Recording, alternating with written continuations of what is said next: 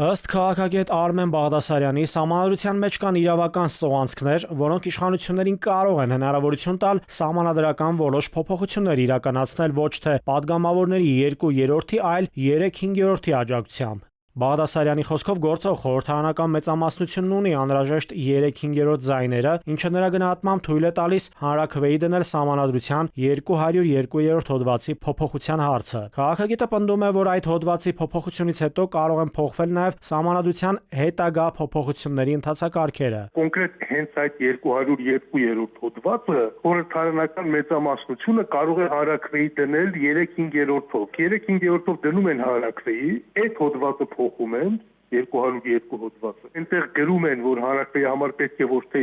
2/3 ձայն, այլ ենթադրենք 50% եղավ։ Եվ հետո արդեն այդ փոխված հոդվածով հանրաքվեի են անում ամբողջ սահմանադրությունը փոխելու։ Սահմանադրության ցանկացած դրույթ փոխել համար անհրաժեշտ է առաջին հերթին ազգային ժողովի 2/3 ձայների քվեարկություն, նոր դրանից հետո որը որ ազգային ժողովով պետք է փոխվի, կփոխվի ազգային ժողովով, որը որ դրվի հանրաքվեի, դրվելու է հանրաքվեի։ Քաղաքագետի կարծիքով սահմանադրական փոփոխությունների թեման արտաքին քաղաքական բաղադրիչ ունի, եւ այդ գործընթացը պայմանավորված է նաեւ արտաքին ազդակներով։ Որոշակի դժվարություններ այո ստեղծվել են այս իմաստով, բայց մենք շարունակելու ենք ուրեմն մեր օրակարգերով առաջ շարժվել եւ միանշանակ մենք կգտնենք լուծումներ, ուրեմն այն փոփոխություններն իրականացնելու առումով, որոնք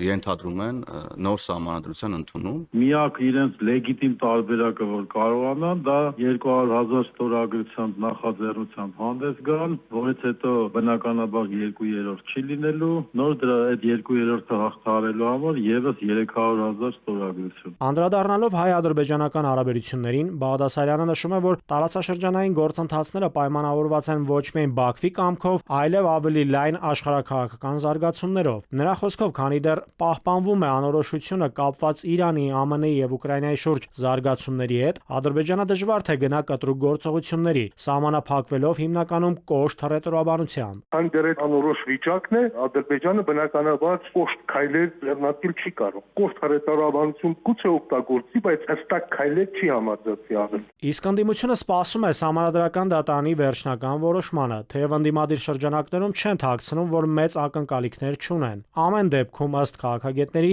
ակնհայտ է, որ այս լարվածությունը ընտրություններով չի ավարտվել։ Ներքաղաքական պայքարը պարզապես թևակողել է նոր փուլ։ Նաիրի Մուրադյան, ժամը լրատվական։